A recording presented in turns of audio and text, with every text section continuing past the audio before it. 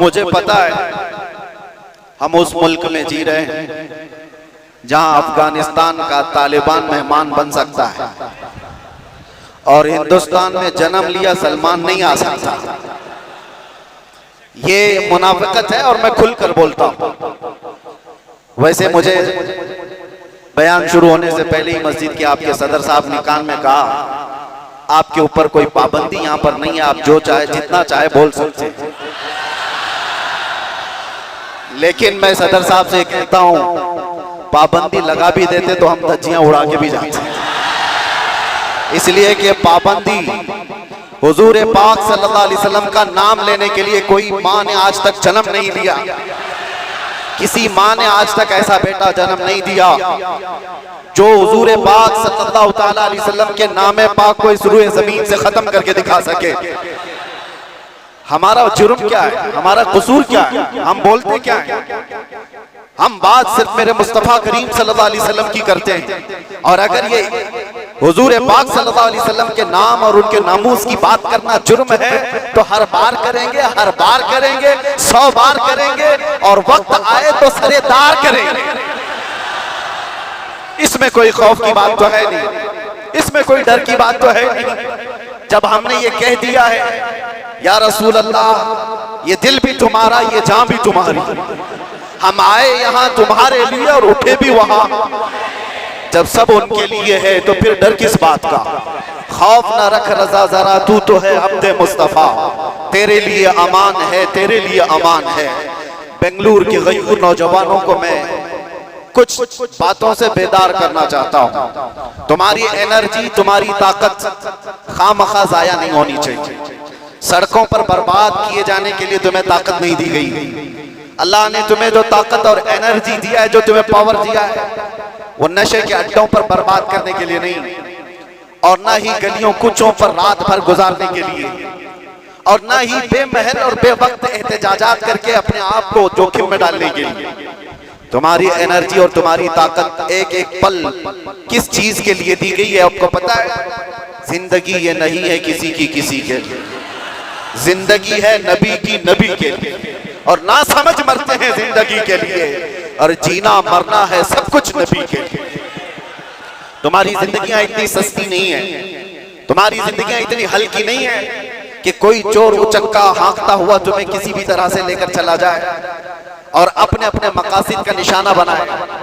ऐ नौजवानों, जिस दौर में आप जी रहे हो, होश और हवास के साथ जियो, कानूनी मामलात और उसकी पेचीदगियों को समझो, दुश्मन किस अंदाज से तुम्हें वार कर रहा है इस चीज को महसूस करो।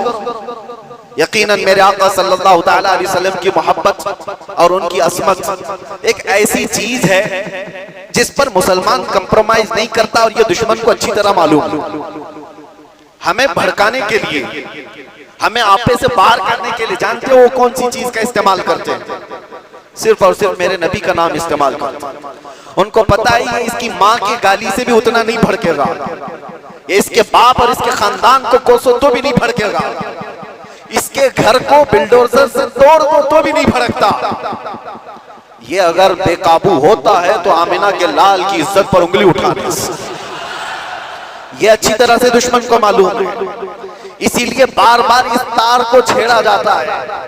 उन्हें छेड़ने दो, वो अपनी हैसियत के मुताबिक छेड़ करके समझ रहे हैं, लेकिन हकीकत में मेरे अजीजों मैंने महसूस किया इस कौम को अल्लाह हमेशा सलामत रखे। मैं कभी कभार रातों में बैठे फिक्र भी करता कि इन नौजवानों से मुस्तकबिल क्या होने वाला है, जो रात भर नशे के अड्डे में गुजारते हैं, वो गाने सुन करके दिन भर बिस्तर पर सोए रहते हैं। उम्मत मुस्लिमा का क्या होगा?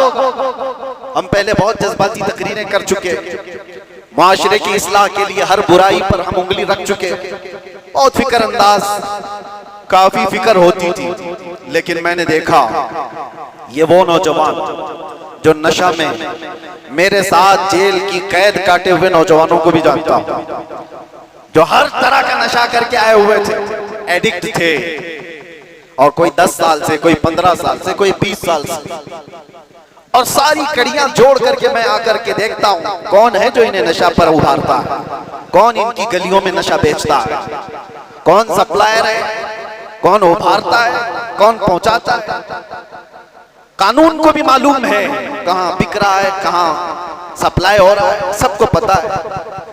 और खासकर तुम्हारे मोहल्ले क्यों टारगेट है, कभी सोचा आपने? ये सिर्फ बेंगलुरु की बात नहीं, जाओ मुंबई जाओ, कलकत्ता जाओ, दिल्ली जाओ, किसी भी हैदराबाद, हर इलाके में मुसलमान क्राउडेड जो इलाके हैं, हमारी ज्यादा आबादी जहां पर, उन इलाकों को इन तमाम बुराइयों से घेर लिया गया है, नशा से। क्यों तुम टारगेट हो? वजह यही है मेरे अजीज, इसलिए कि दुनिया को खौफ दूसरी कौमों से नहीं, मोहम्मद अरबी के गुलामों से इतना डर है कि इसी दिन ये खड़ा हो गया तो दूसरों की नींद हराम कर देगा। पता है इसको इन तमाम खुराफात में मुलव्विस करके, नशा का आदी बना करके इसको सुला दो। ठीक है, इन्होंने कर लिया, किसी को 10 साल से, किसी को 20 साल से, किसी को 25 साल से नशा में मुब्तला करके रख दिया। हम भी डरे हुए थे कि ये नशा खोर नौजवान क्या करेंगे, मुस्तकबिल क्या होगा इनका। लेकिन मेरे अजीजों, मैंने अभी माजी करीब में साल 2 साल में ये भी महसूस किया, नशा छोड़ना आसान भी नहीं है। जो एडिक्ट होता है वो जल्दी छोड़ता भी नहीं। अरे गुटखा नहीं छोड़ता तो वो दूसरी बातें कहां जल्दी छोड़े। लेकिन मैंने इलाज भी देखा, ये वो नौजवान 10 साल 12 साल 15 साल से नशा में एडिक्ट हैं, पूरी दुनिया ने इनको टारगेट कर कर करके नशा खिलाया और इनको 36 घंटे 48 घंटे सोने वाले नौजवान बनाया। मैंने देखा है 36 घंटे सोने वाले, और डर था हमें कि इनसे होगा क्या मुस्तकबिल। लेकिन मेरे अजीजों, हमारा ये अंदेशा, हमारा ये डर गलत निकला। दुनिया ने सब कुछ एड़ी चोटी का जोर लगा दिया इस नशा में मुब्तला कर कर कर करके कि इनको मफलूज कर दे, इनको पैरालाइज कर दे। लेकिन मैंने देखा, एक बार पुकारा आई लव मोहम्मद, उसके बाद फिर देखा वो नौजवान जो 20 साल से नशा में है, नाम है मोहम्मद का नशा चढ़ गया है। मैंने पूछा वो पुराना नशा कहां चला गया? पुराना नशा जिसमें 36 घंटे सोता था, वो नशा कहां चला गया? मैंने उन नौजवानों को देखा, वो झूमते हुए कहते हैं वो नशा अलग है, ये उस मुस्तफा के नाम की मोहब्बत का नशा अलग है। मैं ये चाहता हूं मेरे अजीजों, आओ उस नाम पाक के नशे में, इससे बढ़कर के बेहतर खुमार कोई है नहीं। इसीलिए जो उस मोहब्बत के नशे को पी लिया, तब फिर वो गुनगुना करके यूं कहा था, कुछ ऐसा कर दे मेरे किरदिगार आंखों में, हमेशा नक्श रहे रूये यार आंखों में। उन्हें ना देखा तो किस काम की है ये आंखें, कि देखने की है सारी बहार आंखों में। आपको मैं उसी चीज की दावत देने के लिए आया हूं। नौजवानों, ये धड़कता दिल किसी लैला को देने के लिए नहीं है, एक ही दिल है। उस लैला को क्या दें जो हर 4 दिन के बाद मजनू बदल देती हो? उस लैला को क्या दें जो पैसे देख करके बदल जाती हो, मनसब देख करके घर बदल लेती हो? हम उस दरबार में अपने आप को डाल दें जहां के मुतालिक ये कहा, जब तक बिके न थे तो कोई पूछता न था। या रसूल अल्लाह, तुमने खरीद कर, सिर्फ अनमोल नहीं, बात यहीं तक नहीं है, जिसको रसूलुल्लाह ने खरीदा वो अबू बकर था तो सिद्दीक बनाया है, उमर था तो फारूक बनाया है, उस्मान था तो जुन्नुरैन बनाया, अली था तो हैदर कर्रार बनाया, बिलाल था तो फखरे आसमान बनाया है, अब्दुल्ला इब्न मसऊद को फखरे फिखा बनाया है। जो आया जिस अंदाज से आया मेरे मुस्तफा ने उतना नवाजा है। आज के दौर में हम देख रहे हैं, मुझे दुनिया क्यों पूछती है, मुझे दुनिया क्यों देखना चाहती है। यहाँ का मजमा भी मैं जानता हूँ, ये सुनने कम देखने ज्यादा आया हुआ है। सुनने के लिए तो यूट्यूब से सुन ही रहे, सारी तकरीरें पहुंच भी रहे, और ऑनलाइन अभी भी चल रहा होगा, घर बैठ के देख सकते हैं। लेकिन ये उमड़ता हुआ मजमा जो देखने के लिए आया है, वो इसलिए कि मेरे अजीजों, दुनिया को ये बता दें, दुनिया सेलिब्रिटीज को देखने के लिए कतार लगाती होगी, ये उम्मत ऐसी है, मुस्तफा के कैदी को देखने के लिए उमड़ आती है।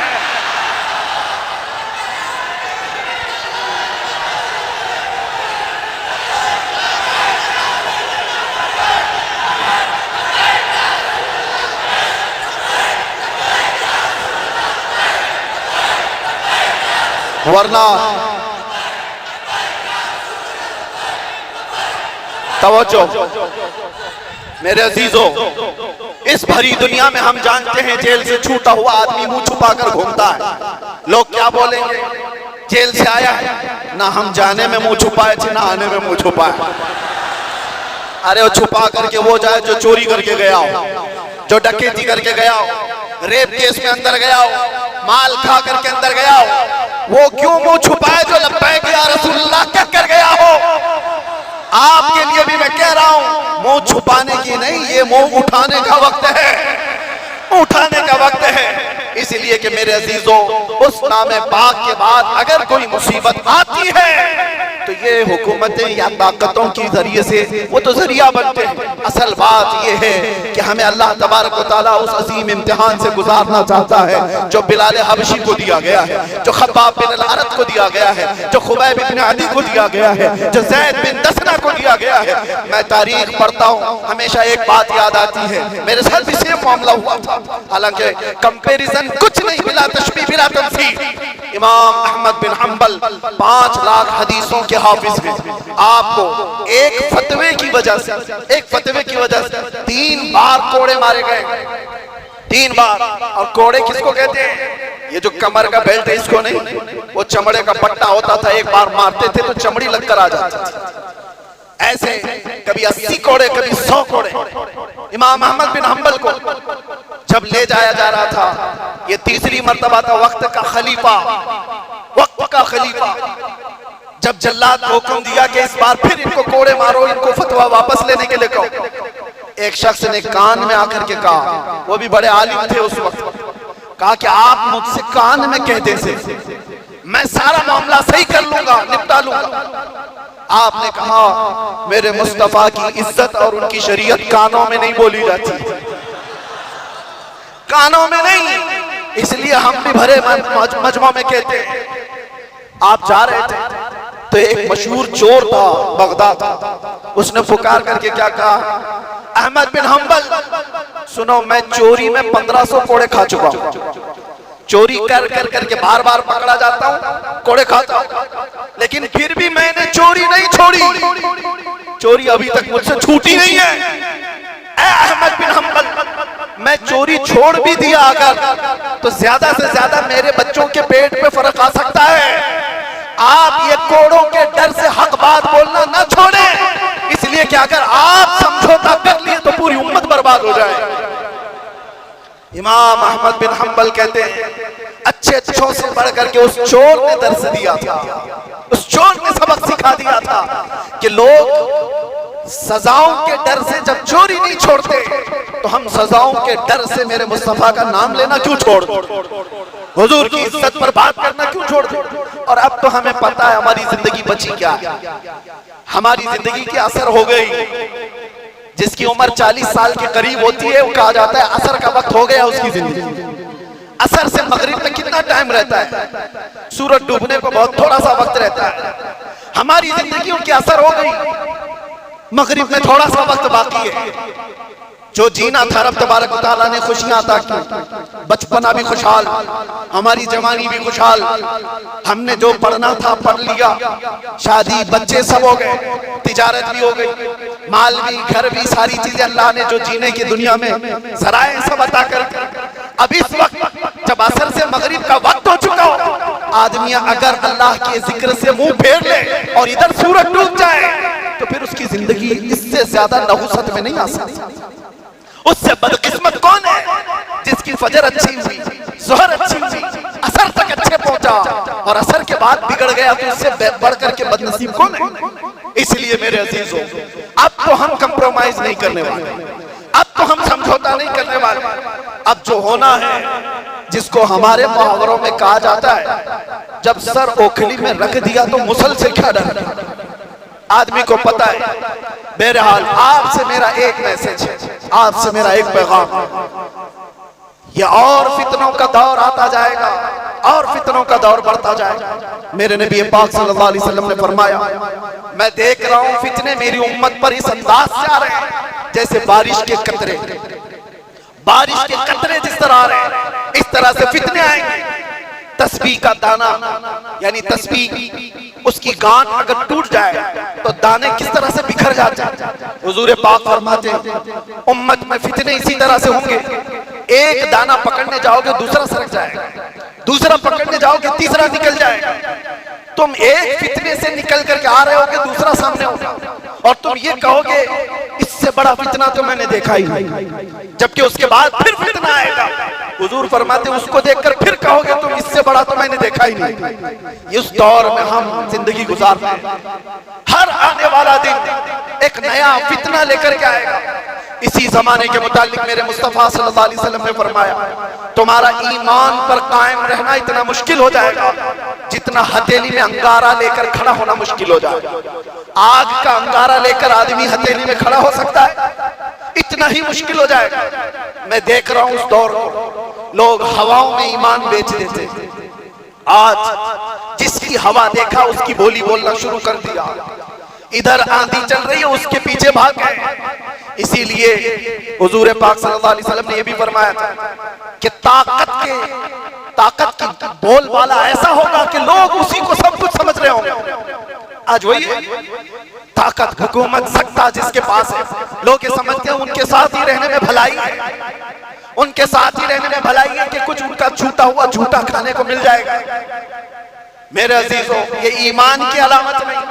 हुजूर ने ये भी फरमाया दज्जाल जिस वक्त जमाने में आएगा, दज्जाल उस वक्त का हाल ये होगा हजारों की तादाद में लोग ईमान छोड़कर उसकी फौज में शामिल हो जाएंगे। और हुजूर ने फरमाया दुनिया शुरू होने से लेकर कयामत तक उससे बड़ा कोई फितना नहीं। वो दौर भी आने वाला है। उस दौर की अलामत में क्या बताया मेरे आका ने? इरशाद फरमाया सच को झूठ बना दिया गया होगा और झूठ को सच बना करके पेश किया जा रहा होगा। क्या आज ये पूरा निजाम कायम नहीं है? ये सारा मीडिया ये दज्जाली निजाम पर चल रहा है। ये सब दज्जाल के चेले जितने भी बैठ करके भोगते हैं, जो सच्ची बात होगी उसको ऐसा तोड़ मरोड़ करके बयान करो कि वो झूठी लगने लगे, और झूठ को इतना सजाओ, इतना बोलो कि सच लगने लग जाए। आज उस दौर में तुम जी रहे हो। कितने बड़े बड़े चैलेंजेस हैं तुम्हारे पास, कितने बड़े बड़े चैलेंजेस हैं। ईमान पर कायम रहना मुश्किल हो जाएगा। इन हालात में अब आला हजरत क्या फरमाते हैं? इरशाद फरमाते हैं जब ऐसे हालात होंगे उसको कहा गया है सोना बन है, सोना जहर है, सोना पास है, सोना बन है, सोना जहर है, उठ प्यारे। 3 बार फरमाया आला सोना पास है तेरे। सोना क्या है? गोल्ड तेरे पास है। सोना बन है, बन कहते हैं जंगल को। सोना जंगल सुना होगा नाम, वीरान है, बिल्कुल आवाज ही नहीं है, सोना जंगल है। सोना पास है, सोना बन है, और ऐसे वक्त में सोना जहर है। समझ में आई बात? 3 बार सोने का लफ्ज इस्तेमाल किया और तीनों में अलग अलग माने। सोना पास है, सोना बन है और सोना जहर है, उठ प्यारे। तू कहता है मीठी नींद है तेरी मथी निराली है, शहद दिखाए जहर पिलाए, कातिल डाइन शोहर खुश, इस मुर्दार पे क्या ललचाए दुनिया देखी भाली है। आज उसी दौर में हम जी रहे हैं। शहद दिखाए जहर पिलाए। तुम्हें जितना सजा सवार करके दिखाया जाता है ये असल दुनिया नहीं है नौजवान। मैंने ये सारी तमहीद इसलिए बांधी कि तुमको हाँक रही है दुनिया किस तरफ। तुम टेलीविजन पर थिरकने वाली तस्वीरों को देखकर फिदाई बन गए। तुम सोचने लग गए कि ये बड़ा स्टार आदमी है, ये हीरो है, एक्टर है, ये कोई एक्ट्रेस है, इसके पहने हुए कपड़े, इसका बनाया हुआ हेयर स्टाइल, इसके चलने के अंदाज, इसके खाने के अंदाज, इसने अगर किसी चीज की एडवर्टाइज की तो उसको लेकर पड़े जाना। ये दुनिया की दिखाई हुई परदेसी नींद पर जिसके पीछे तुम पागल हुए जा रहे हो, ये वही दुनिया है जो शहद दिखा रही है और जहर पिला रही है। असल में मामला ये है मेरे अजीजों, तुम्हें इस वक्त जगाना हमारी बहुत बड़ी जिम्मेदारी है, बहुत बड़ी जिम्मेदारी है। तुम इस जादू को समझो, इस जादू को समझो जो दुनिया तुम्हें खींच रही है। क्या बनाना चाहती है? मैं साफ लफ्जों में अगर कहूं तो तुम्हें क्या बनाना चाहती है? एक नौजवान को देखा, कानों में बालियां, हाथ में चूड़ी हुई और बालों में चोटी हुई। हमने देखा अच्छा खासा नौजवान बन क्या गया, ना मर्द दिखता है ना औरत दिखता है। दुनिया तुझे तीसरी मखलूक बनाना चाहती है और तू शौक से इसके पीछे भाग रहा है। कभी सोचा भी नहीं औरतों को क्या बनाना चाहती है? पूरे जिस्म का लिबास हटा दे, बस कपड़ों के टुकड़े ऊपर और नीचे लगा दे, और इसको ये कहते हैं कि दुनिया का सबसे बेहतरीन फैशन है। अगर नंगा रहना फैशन है तो भैंस ज्यादा फैशनेबल है, हो तो कुछ भी नहीं पहनती। जानवर सबसे ज्यादा फैशनेबल है, नंगे रहने को फैशन कहा जाता है। सोचो मेरे अजीजों, मैं ये बातें क्यों कह रहा हूं? वो निजाम भी मैं देख करके आया जहां भाई बहन की शादी को आज जायज करार दिया गया। हुकूमतों से लोग लड़ रहे हैं कानूनी हक लेने के लिए। इटली में, नीदरलैंड में लोग ये कानून पारित करवाना चाहते हैं कि भाई बहन से शादी करने की इजाजत दी जाए। अब तो दुनिया की कितनी ऐसी हुकूमतें जो होमोसेक्सुअलिटी को पूरी तरह से अलाउ करके रखी हुई है। मर्द मर्द से शादी कर सकता है, औरत औरत से निकाह कर शादी कर सकती है, माँ बेटे के साथ चाहे तो रह सकती है, बाप बेटी के साथ चाहे तो रह सकता है। इसको फ्रीडम कहा जाता है। मेरे अजीजों, जानवरों से भी ज्यादा जलील तुम्हें बनाना चाहती है ये दुनिया। इसलिए मैं कह रहा हूं, उठो अगर न हश्र न होगा फिर कभी। दौड़ो के जमाना चाल अपनी चल गया। तुम्हारे पास अब एक ही इलाज है, एक ही इलाज है, एक ही इलाज है। तुम कहां से बच पाओगे इनके वार से? तुम्हारे घरों में जो टेलीविजन है, सोचते थे पहले कि टीवी चालू करेंगे तो नंगे नाच होंगे। अब वो जमाना भी गया। इस दुनिया ने तुम्हारे हाथों में पहुंचाया है। तुम्हारे हाथों में नहीं बल्कि तुम्हारी उंगलियों के एक टच में जितनी गंदी फाहिशा चीजें देखना हो सब देख सकते हो। तुम्हारी आंखों की हया खत्म, तुम्हारे दिल का सुरूर खत्म, तुम्हारे रूह का नूर खत्म, सब चीजें छीन ली गई। और तुम कहां बच पाओ, कहां बच पाओगे? कैसे इन वारों से बच सकते हो? एक ही इलाज है, एक ही इलाज है जिसको इकबाल ने 10 साल अपनी मेहनत के बाद कहा था। वो इलाज ये है कि मोहम्मद से वफा तूने तो हम तेरे हैं। ये जहां चीज है क्या ना हो कलम तेरे।